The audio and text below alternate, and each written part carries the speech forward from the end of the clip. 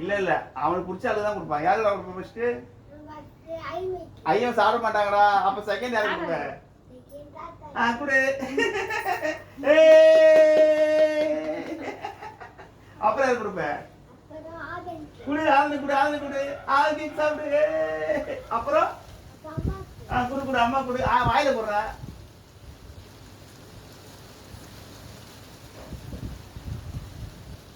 அப்புறம்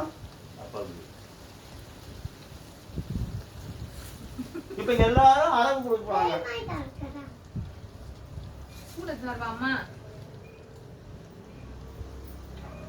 ஆகாமிங்க. பத்ரே நீங்களும் கொடுங்க பாருங்க. கொடுங்க பாருங்க. வாயில கொடுங்க வாயில கொடுங்க. அதெல்லாம் ஒண்ணு இல்ல.